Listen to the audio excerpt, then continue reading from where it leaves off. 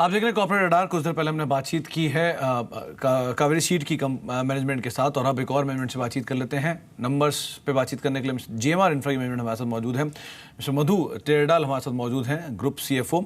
मधु sir, पहला सवाल तो यही हुआ है, कंपनी के लिए सबसे बड़ा ट्रिगर है जो वो है कि डेट को मेजरली रिड्यूस किया गया है, और एक बड़ी मात्रा में डेट को रिड्यूस करने की वजह क्या है, और गोइंग फॉरवर्ड क्या सिचुएशन ऐसी रहेगी, कुछ और इंप्रूवमेंट डेट साइज पे हम देख सकते हैं? आपको जीएमआर के ओवरऑल बिजनेस देखा तो the actual date used to be 38,456 crores used to be the debt last year. Now it has fallen down to 19,000 and on. So first thing is there is a debt reduction has happened. Secondly, the financing cost itself, interest costs have come down. Thirdly and more importantly, the leverage ratios have improved. Our net debt to EBITDA now has fallen down to 4.3 as against the previous year's 9.4. So ये रहा as far as leveraged position is concerned. But not only leveraged position के साथ साथ हमारा growth का angle कम नहीं हुआ है। आप ये साल देखा तो our airports have grown at almost 20% plus. Okay sir, लेकिन एयरपोर्ट बिजनेस की आपने बात की, एयरपोर्ट बिजनेस का ही परफॉर्मेंस कैसा रहा? क्योंकि ऑपरेशनली कंपनी अच्छा करके गई है, एयरपोर्ट और जो एनर्जी वर्टिकल्स हैं उनका प्रदर्शन किस तरह देखने को मिला? The real estate is a small part of the GMR's growth story. Let us look at how we are going to move forward from here. What is important is one side, as I told you, the debt has come down. Now what is next important is to improve and reduce our financing cost, financing rates, and improve our rating. That is happening. And I want to tell you, not only the airports growth we have seen that the growth is in the power sector also, because power sector has always been an area of concern, and always power sector performance pull down the performance of the group. Now this year even that has started changing. Okay, sir, क्योंकि company ने date reduce किया है, क्या internal accrual से इसे किया गया है या गोइंग फॉरवर्ड कोई फंड भी रेज किया जा सकता है? Frankly speaking, we do not need any extra fund requirement for this expansion. Cebu is already fully funded. It will complete its expansion next year. We have whatever equity has to be brought in, we have already brought in the equity. As far as Delhi airport is concerned, it will be doing around 4,500 to 5,000 crores of expansion. For that, there is more than 2,700 crores of cash sitting in the Delhi airport. Okay. Similarly, whatever cash is required for the Hyderabad expansion, it is also in the Hyderabad.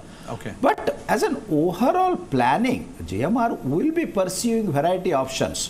We will be not raising capital for the sake of our projects, but as an overall value enhancement in all the verticals, as like if you have seen, our power sector value was enhanced by almost $1 billion when we got Tenaga into our fold.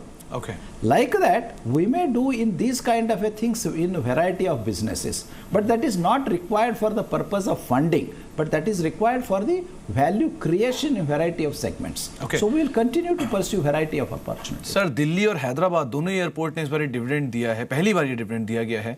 इस पर आप क्या कहना चाहेंगे? क्या going forward मान सकते हैं कुछ और एयरपोर्ट्स भी ऐसे इस क्यू के अंदर शामिल होते दिखाई पड़ेंगे?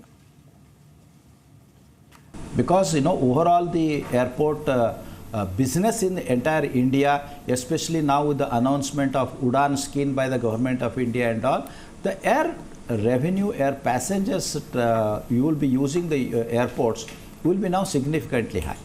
And Delhi is the only airport in India which has got maximum potential to grow. We have now reached 57 million passengers already, and it is the world's best airport. जी. There are a lot of constraints in the other major airports in India. That is why Delhi will continue to grow at a very high speed. Not only in Delhi, even Hyderabad airport which is almost like the gateway to the south of India, जी. with the growth that is being witnessed in both Telangana and Andhra Pradesh, Okay. we have been witnessing, in fact, Hyderabad airport has grown more than 23% in the last year.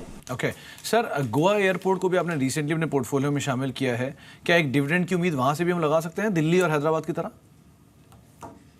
No, Goa airport will need about 2.5 to 3 years of time for completing the project, Heran.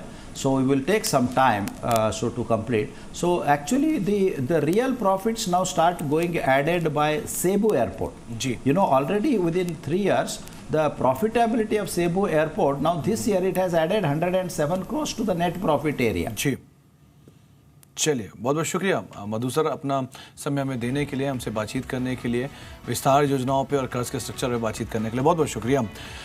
हमारे साथ अब गौरांग शाही मौजूद हैं। गौरांग, हमने बातचीत की Kaveri seed की management से भी और जीएमआर की मैनेजमेंट से भी। जीएमआर आज इन फोकस में एक अच्छी तेज़ी दिखा रहा है, लेकिन अदरवाइज कावेरी सीड के लिए सबसे अच्छी ट्रिगर मानसून है। उन्होंने खुद भी कहा कि एक अच्छी ग्रोथ की उम्मीद है। आप क्या व्यू रखते हैं दोनों ही कंपनियों को लेकर? कावेरी सीड पर होल्ड की राय बरकरार है इस स्तर पर, क्योंकि एक अच्छी खासी रिकवरी हमने सुमित इस स्टॉक में देखी है। लुढ़का था ये स्टॉक करीबन 1000 के भाव से 300 के नीचे लंबे समय तक कंसोलिडेट हुआ। कॉर्पोरेट इश्यूज को लेकर के कुछ प्रश्न चिन्ह और सवालिया निशान उठे थे, क्लैरिफिकेशन आया, उसके बाद रिकवरी देखी। और जिस तरीके से बारिश का अनुमान पिछले साल था उस पर सटीक उतरा। इस साल अनुमान जो डिपार्टमेंट ने लगाया, अगर मेघराज इसी तरीके से मेहरबान रहे, भारत देश में और चौतरफा बारिश हुई, तो कृषि क्षेत्र को बढ़ावा मिलेगा। सरकार कदम उठा रही है कृषि क्षेत्र को बढ़ावा देने के लिए। और इसके साथ साथ जो कृषि क्षेत्र से जुड़ी हुई कंपनियां, मिसाल के तौर पर कावेरी सीड या उस जैसी कंपनियां, या फिर insecticide pesticide company, fertiliser urea company या इरिगेशन जैसी कंपनी, इनको सबको फायदा हो सकता है। लेकिन कावेरी सीड पर राय बरकरार है हमारी होल्ड की, और गिरावट आती है तो आप निवेश भी कर सकते हैं। थोड़ा वोलेटाइल है स्टॉक, तो अपने जोखिम को ध्यान में रखते हुए निवेश करें। क्या टारगेट्स इसमें आप देख रहे हैं? और दूसरा, क्या जीएमआर को अगर आप ट्रैक करते हैं, डेट रिड्यूस हुआ है, शेयर में तेजी है, यहाँ पे कोई लक्ष्य रखा है आपने? 15 से 20% का इजाफा कावेरी सीड में हम उम्मीद कर रहे हैं लंबी अवधि के नजरिए से, और उसका मतलब होता है 1.5-2 साल के नजरिए से। जीएमआर की मैं टिप्पणी अभी सुन रहा था जब आप मैनेजमेंट से बात कर रहे थे, अच्छा लगा सुन करके। 38,000 करोड़ से डेट नीचे आई है 19,000 करोड़ पर, और इंटरेस्ट कॉस्ट भी नीचे आया है। लेकिन आने वाले समय ही में ये 19,000 करोड़ का जो डेट है वो कैसे और कम करेंगे।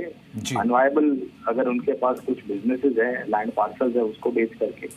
और एक महत्वपूर्ण मेरे ख्याल से बात जो मेरा ध्यान था जब आप बात कर रहे थे, वो है प्रमोटर्स ने कुछ प्लेज किए हैं शेयर, और उस पर उनकी क्या पोजीशन है, इस पर भी अगर क्लैरिटी मिल जाती तो बहुत सहायता और सहूलियत होती। इंफ्रास्ट्रक्चर से जुड़ी हुई कंपनियों में जीएमआर तो पसंदगी नहीं है हमारी, लेकिन पीएनसी इंफ्रा को हमने हाल ही में ऊपर के तरफ रिवाइज किया, टारगेट 165-170 का। और इसके साथ साथ एक और कंपनी है KNR कंस्ट्रक्शन, जिसका टारगेट हमने ऊपर के तरफ बढ़ा करके 270-75 के आसपास का। ओके, चलिए बहुत बहुत शुक्रिया गौरांग, अपना समय हमें देने के लिए और बातचीत करने के लिए दोनों ही कंपनियों को लेकर। तो कावेरी सीड पे खरीदारी की राय दी है, 15 से 20% तक का पोटेंशियल अपसाइड्स में देखने को मिल सकता है। अब कॉर्पोरेट रडार को यहीं समेटते हैं, जल्द लौटेंगे और बातचीत करेंगे अंतिम बाजी को लेकर, और खास तौर से इस हफ्ते के एंड में क्लोजिंग कैसी होती है, रिलायंस कम्युनिकेशन में क्या चाल होगी, इन सब पर हम चर्चा करते हैं छोटे से ब्रेक के बाद।